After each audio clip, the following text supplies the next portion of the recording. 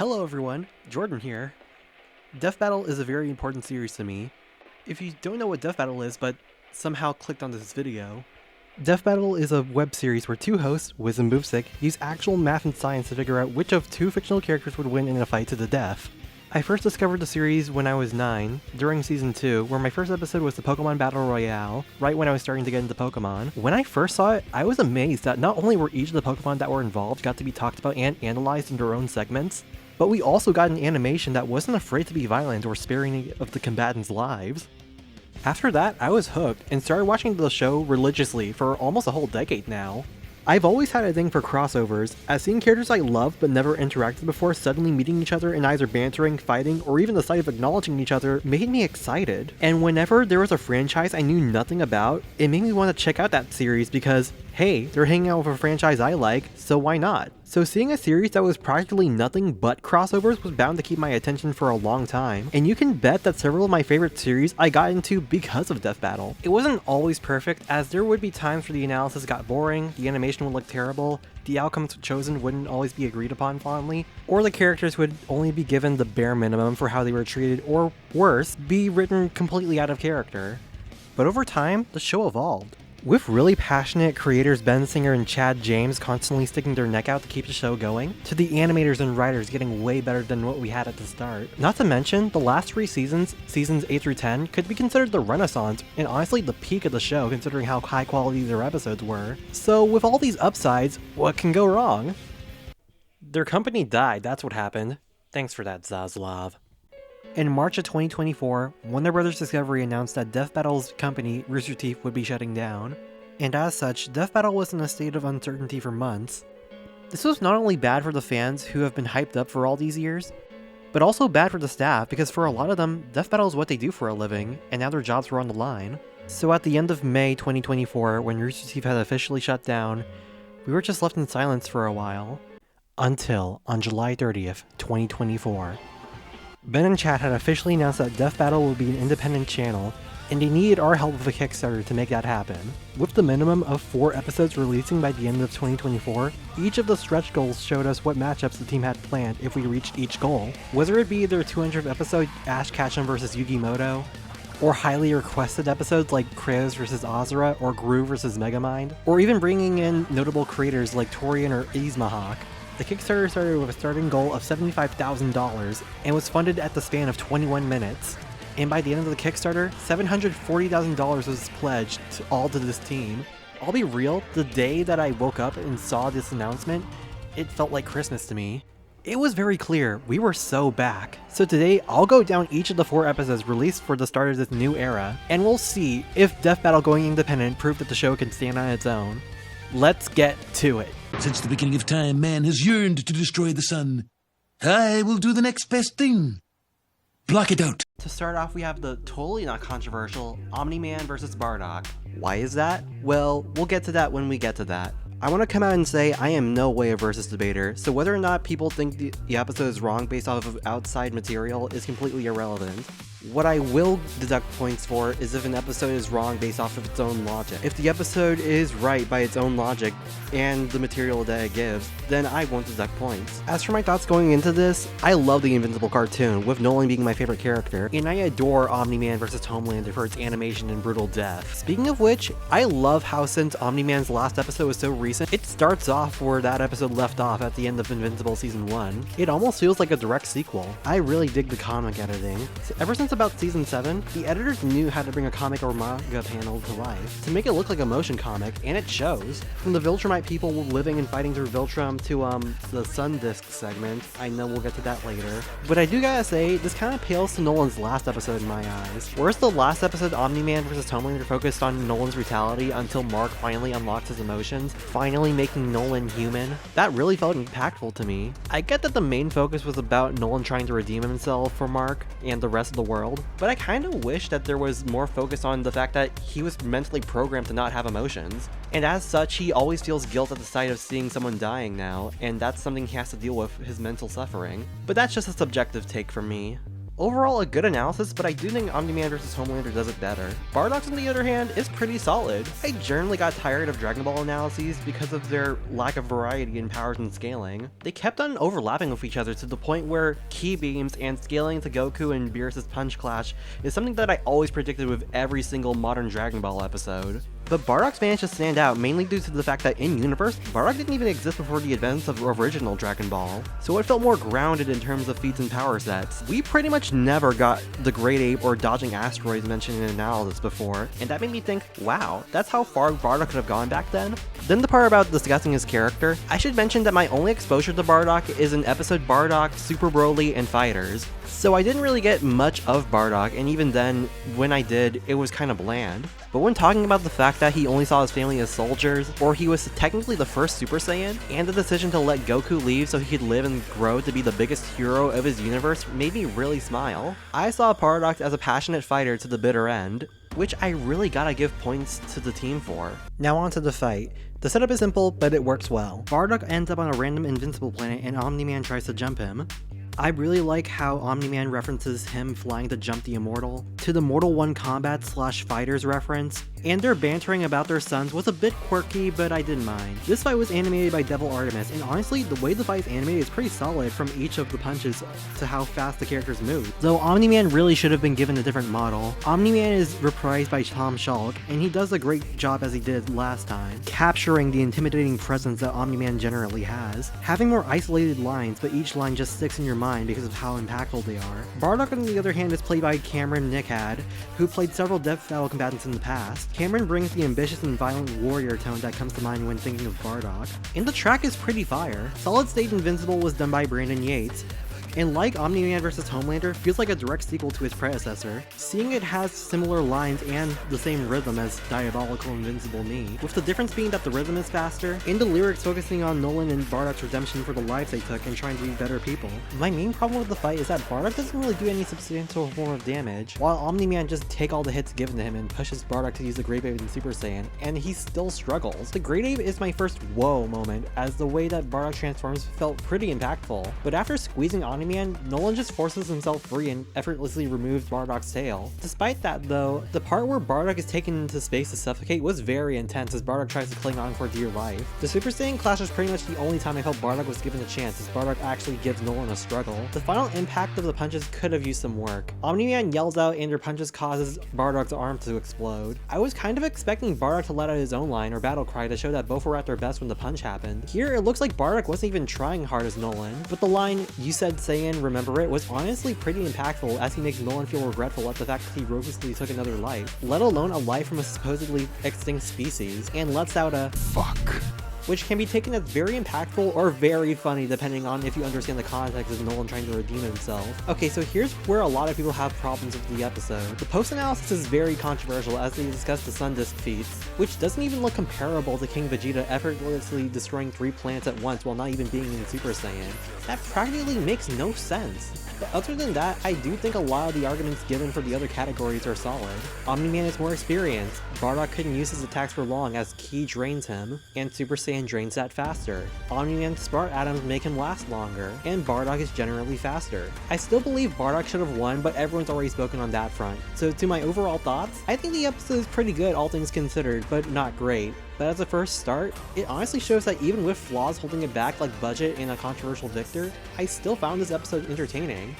Oh, and speaking of controversial, you can't beat us if we never give up. As long as I have my friends by my side, I'll put my faith in friends. Can we get on with this, please? if you know me personally, you would know that this matchup was one of my most wanted episodes after Bill Cipher vs. Discord. Persona is one of my favorite video game series of all time, and JoJo's is one of my top anime ever, so you could probably imagine my reaction to the announcement of the episode.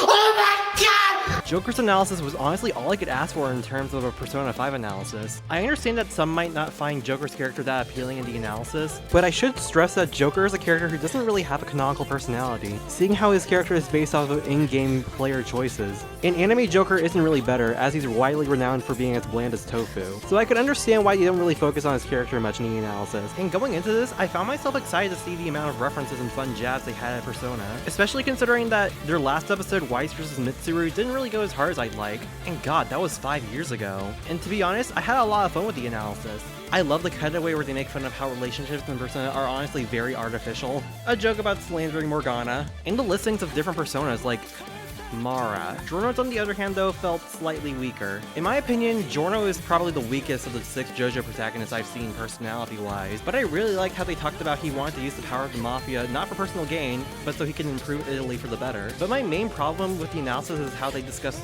Gold Experience Requiem. If you didn't know, GER was heralded as probably the most broken anime ability by several communities, being a stand that can return everything the way it was no matter what you do. And as such, they have a whole part of the analysis dedicated to it, which I could understand, but it almost feels like they just wanted to build up all the hype for it until they pulled the twist that, no, it doesn't really matter, similar to Alien X and Ben 10 vs Green Lantern.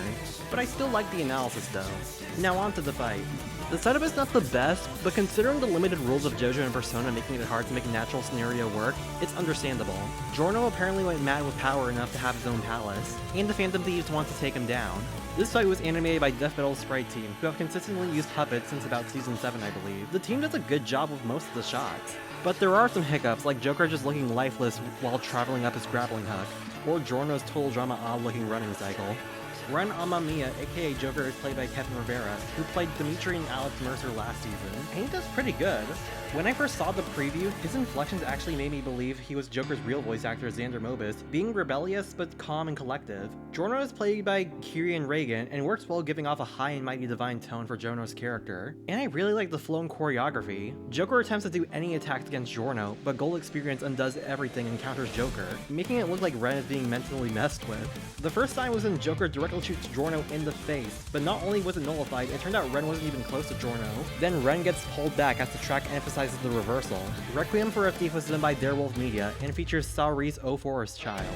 It really feels like a Persona 5 track, with Saoirse's voice being a good substitute to Lynn's voice. From the Last of Price-esque guitar, to the anxiety-induced ahs when Requiem gets introduced, to the sad Persona 5 piano being used during the death loop, only to pull out the guitar again when Joker comes back to life. Joker and Giorno both use their powers in creative ways, whether it be Joker using his various personas Arsene, Alice, and Jack Frost, or Giorno constantly turning Joker's weapons into animals to have them turn on Joker. Once Joker has the smart idea to use Jack Frost to freeze Giorno, since living things can't live in sub-zero temperatures, the climax comes in as Giorno uses his arrow to call upon Requiem.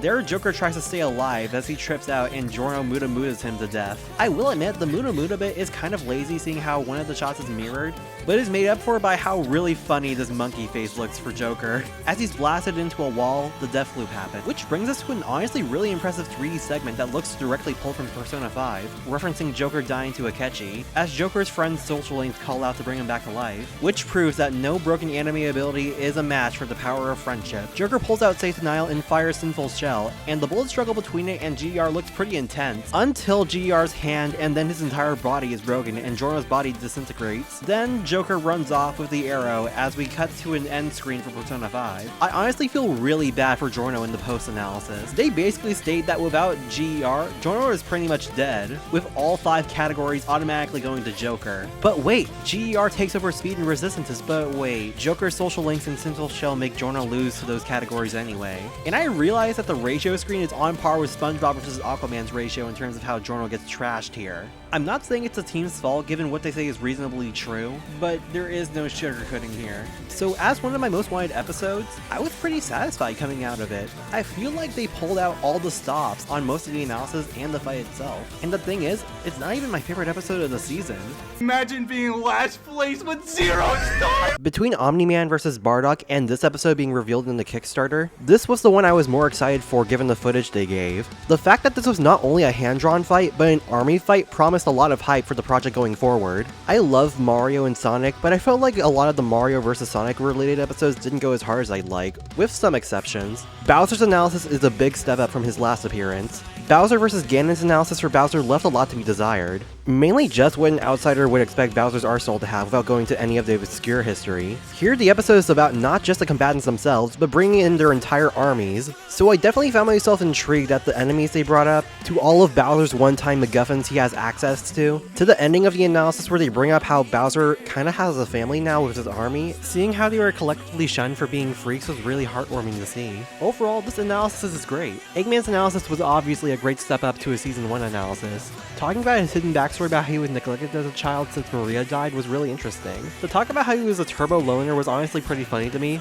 There's more weapons and gadgets mentioned than before. And as someone whose favorite Sonic game is Frontiers, the stage segment made me really happy. Seeing how his arc mirrors and contrasts that of Gerald and Maria was a pretty good observation to me. Now on to the fight. The fight is peak, no question, nor hyperbole. The scenario is incredibly simple, but works perfectly. With Eggman setting up a fake wedding for Bowser only for Eggman to reveal himself, saying that he wants to make Eggman Land 2 on Bowser's territory, and Bowser ain't having it. Bowser is voiced by Zach Watkins, and he sounds just like how I'd picture a dialogue-spoken Bowser, sounding grumpy but confident in what he does. Eggman, on the other hand, is voiced by Arthur Romeo, and honestly, he pulls off the role perfectly, giving off the devious Mad Doctor vibe I love from Dr. Eggman. And oh my god, the track. Brandon cooked heavily with Game Over. The lyrics really captured the feeling of the world falling apart, as you can picture Bowser and Eggman taking over for their own goals. And the guest vocalists include Tyler Anderson and wait, Victor Borba? Like Devil May Cry, I Am the Storm That Is Approaching Victor Borba? That's actually amazing to hear. Victor's vocals have no right going as incredibly hard as they do here. Tyler does an excellent job too, but it's shocking that they were able to get an artist whose work has gone so hard to become memeable. The lyrics, reshape it all in my own image, tear it down and build it up again, smashing through your shell so fragile, brute force will always win, honestly made me shed a tear the first time I listened to it. The way he performs that line really feels so godlike. This is not only a favorite of mine, it has overtaken my favorite track Super and God's Hand as my favorite death metal track ever, and trust me, that's an extremely high bar to clear. Moving on to the actual fight, there's so much going on. It starts with Bowser easily taking down the Egg Dragoon and stabbing what turned out to be an Eggman decoy. Infinite then uses gravity to kill some of Bowser's army until King Boo uses a swamp to take him down, which leads to a very funny scuffle between the army's fodder, until Metal eventually steals the Phantom Ruby. Then Kamek uses Chance Time of all things to take back the Ruby, which considering this came out at the time I started watching Party Crashers made this part extremely funny to me. Then Metal turns into Neo Metal Sonic, which gives him so much intimidating bravado. It's really chilling to hear him say, "It's too late," as he kicks Bowser with one whole kick to knock him down. Then we see Eggman, Sage, and Metal all together as Eggman congratulates Metal, then orders Sage to finish the job. It's almost like they're a family that Eggman actually cares for, like in the analysis, even though it's nowhere near as big as Bowser's. Then in Worry, Junior throws black paint onto Bowser to unleash his Fury form. Then the fight ramps up. Bowser easily matches the Death Egg robot and is about to crush it from above, until Metal goes super and proceeds to no-sell Bowser, take down Kamek, and seriously harm Junior, much to Bowser's dismay. Bowser, then in a rage for his son, uses his Power Star to eradicate Metal, which leaves the Chaos Emeralds all to Sage, but Sage then worries, which kinda shows that her plans are crumbling, seeing how she was boasting from before. Bowser's breath triggers a black hole which gets rid of Eggman's robots and tears apart the Death Egg robot. Eggman orders Sage to use the Death Egg at max power, possibly as a last resort. The Death Egg fires much to the fear of Bowser's army and even Orbot and Cubot, until Bowser sacrifices himself to take the shot as he's annihilated. Eggman, who escaped during the blast, is left in the crater. Eggman tries to return to his Eggmobile until Bowser Jr. turns it to stone. It turns out that Bowser's skeleton was reanimated. Eggman calls for Sage to use the Death Egg again, but the Death Egg gets turned into a question mark block. It's pretty clear that Eggman is about to lose, showing how he's actually worried for his life. But even then, Eggman shows signs of brilliance as he has multiple backup plans. In desperation, he pulls out a jetpack, sprints away, and even tries to use a gun, before Junior turns it to cardboard, which is kind of a callback to when Eggman used a cardboard peach to fool Bowser. Then Bowser punches him to the point where they both turn into their original sprites, blasting him to the block where he explodes into 1,000,000 coins, as Bowser cackles and his army cheers. Good god, that was a lot. And the animation certainly showed that Moro was giving it his all, and he definitely deserves every little praise he gets for this animation.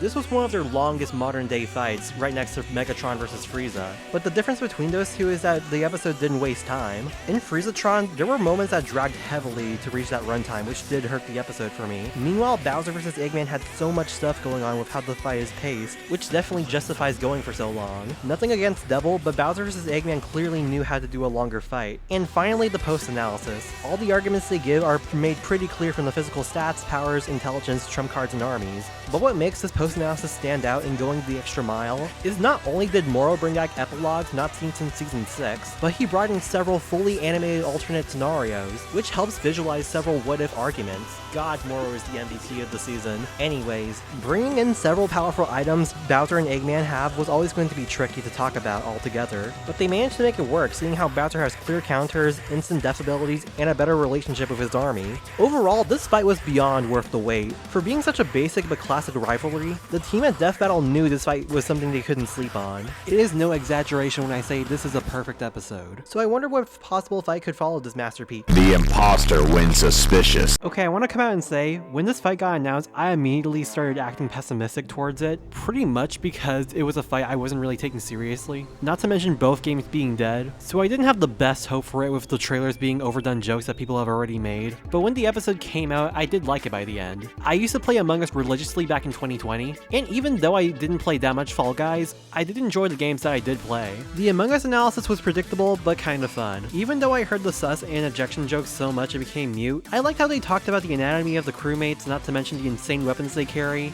and I never expected them to talk about Henry Stickmin, which as someone who's a good fan of Henry Stickmin, hearing them talk about the teleporter and the pencil surprised me a lot. The Fall Guys analysis was a lot more enjoyable to me. I didn't actually know about the lore of the Fall Guys, so there was a lot of insane stuff for them to unpack on me, from the Big Bang to the different crossovers, and the fact that Ultimate Knockout is an in-universe game show. It sounded so ridiculous to me, to the point where there are times I would laugh. And then there's the fight. It starts with a game of Among Us, where a murder takes place. I was expecting an emergency meeting where everyone would debate, but instead everyone gets ejected into a game of Ultimate Knockout. I was disappointed, but I'll live. Then we proceed to several of the Fall Guys minigames where crewmates constantly die brutally. The twerk was cringe, but the way the hand-drawn stuff was done gave both the crewmates and the Fall Guys emotions, which they rarely show in their games. It helps give off their expressions, which is a huge plus. Then the pink Fall Guy, I'll just call them Pink, takes the crown and Purple turns out to be an imposter. Then it attempts to murder Pink, but it turns out that Pink is too durable for the knife, or the gun. And even though the fighting doesn't go as hard as the prior episodes, it honestly doesn't have to be. This fight is pretty much meant to be fun, and it does have fun with itself. From the obscure weapons both sides have, including the banana bomb, He-Man's power sword, and Pac-Man, until Imposter disintegrates everyone except Pink, who escaped using Doctor Who's TARDIS. The Imposter then uses their hand-drawn sword to fight off the power sword, then both see the crown and then chase after it. The Imposter eventually catches Pink with her tongue, where they're about to kill Pink, but then Pink proceeds to have fantasies of what would happen if Imposter got the crown, really showing how fame-hungry Pink is as mentioned in the analysis, especially not realizing that they're gonna die. Then Pink grabs the crown and cuts to black. Pink then wakes up in a pile of the Imposter's guts and the crown. Pink first looks in complete horror, but then grabs the crown and then Fortnite dances in disrespect. Yeah, my expectations were pretty low for this episode, and I kinda regret that. And honestly, even with a fight like this, I still had fun with it. This was animated pretty well by the sprite/hand-drawn team. And I should mention how amazed I was at the fact that most past episodes were just sprite animations with hand-drawn bits. Here, it's hand-drawn animations with sprite bits. Definitely helps it stand out. The track Sussy Beans by Therewolf Media is a pretty funny and vibrant track, but I don't really have a desire to put it on my playlist, considering I don't really get much energy from it as I do with other tracks. Still, I can't deny how fitting it is for the vibe they were going for. The conclusion is kind of one note to me. Offense and defense were made pretty clear in the pre-analysis, but the bizarre was what I was really interested in. And I find it really funny how they use Twitter posts as feats. Overall, as the final episode of the season, while underwhelming on the surface, I actually found myself liking it a lot by the end. And even though this feels anticlimactic to the end of this year, that doesn't take away from Death Battle's future. So, how do these 4 episodes hold up? Honestly, pretty well. All 4 of these episodes, even at their worst, I wouldn't even consider putting them under a 7 out of 10. We had episodes that were peak, weird, and in between were episodes that were still really good. Overall, this was a solid beginning to this new era of Death Battle. Sure, without Screw Attack or Rooster Teeth, it will never be the same, but that doesn't really make it a bad thing. That just means that Death Battle is ready to spread its wings. And given what we have in the future with Kratos vs. Asura and beyond, I hope we could keep that quality for as long as Death Battle still stands. So here's to you, Death Battle. What was once a series that was just one small show behind different companies is now ready to be independent.